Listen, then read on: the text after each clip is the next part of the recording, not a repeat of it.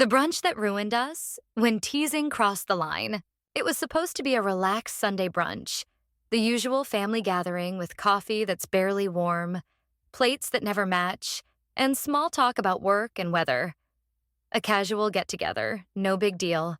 Then my sister Megan showed up with her new boyfriend, Matt. He was everything you'd expect. Charming, quick-witted, tall, and the kind of guy who could turn any conversation into something interesting. He had that effortlessly cool vibe that everyone seemed to gravitate toward. I've been married to Adam for 6 years. Our marriage wasn't anything like the perfect stories you see online, but it worked. Or at least, I thought it did. But something about Matt's presence shifted everything. The trouble started when my mom asked Matt about his job. He was in the tech industry, coding apps or whatever, and he launched into this long story about a failed project. Everyone at the table was captivated, nodding along, laughing at all the right moments. Everyone except Adam. He was quiet, staring at his coffee cup, his face unreadable. But I didn't think much of it. Adam's always been the quiet one, the non-confrontational type. Then Megan, probably without thinking, tossed a comment my way. At least Adam knows how to fix stuff around the house. Matt needs tech support to change a light bulb. It was a harmless joke. Matt laughed, the table chuckled, and I joined in. Yeah, Matt's hopeless with anything that involves actual work. Remember last month when he tried to make spaghetti and nearly burned the house down? More laughter. It felt good. I liked being the center of attention, liked how everyone was enjoying my jokes at Adam's expense. I wasn't trying to be mean, just joking around like we always did. And that's when I went too far. And driving, I added, leaning in. Adam once insisted he knew a shortcut, and we ended up stuck in a damn field. He wouldn't listen to me or the GPS, so there we were, lost in the middle of nowhere. Everyone cracked up, even Matt. But Adam didn't laugh. He just sat there, his jaw tight, his hands gripping the edge of his mug. It was only then that I saw it. The way he wasn't engaging, wasn't even pretending to laugh. But I pushed on. I was in the moment, enjoying the approval of everyone around me. That's when it happened.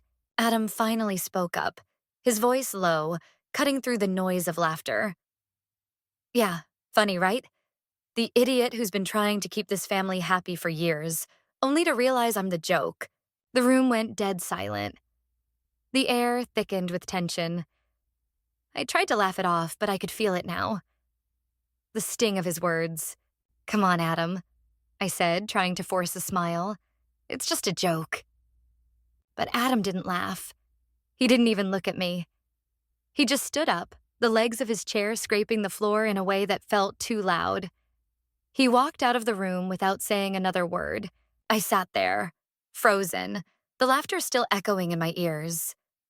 Everyone was awkwardly silent. Megan kept glancing between me and the door. I told myself he'd be back after a walk. But he didn't come back. Hours later, I got a text. Staying at a friend's for a while. Need to think. That friend was Mark, a guy Adam used to be close to. I tried calling him, but it went straight to voicemail. I texted him. I'm sorry. Let's talk when you're ready. But nothing. That night, I sat alone in our empty house. I kept replaying everything in my head. All the times I'd made jokes at his expense. All the little digs I thought were harmless. I'd never seen it before, but I saw it now. I'd been cutting him down for years without realizing it. The next morning, Megan called. What happened? Mark said Adam looked like he got punched in the gut. I shrugged it off. He's just being dramatic. But something about her words stuck. Then my mom texted me. Check on Adam. He's a good man. Even my teenage brother sent me a text. Fix it, Jen. That one hit me harder than I cared to admit. I went to Mark's place. My heart was racing the whole way. I knocked, and Mark answered. He's not here, Mark said, arms crossed. Left this morning, said he needed some space. Space from what? I snapped, my frustration boiling over. From you, Jen, Mark replied, his voice calm. He's tired of being the joke. It hit me like a slap. I stood there, stunned, before I drove home to face the mess I'd created. I sat on the couch, staring at the spot where Adam used to sit. I thought about the last time we had a real conversation, the one we'd had about our future. Not bills or kids, but us. Days passed. I left messages, texts. I even wrote him a letter. I messed up, Adam. I didn't mean to hurt you. Please come home. But there was no response. Then one evening he came back. Not to stay, just to talk.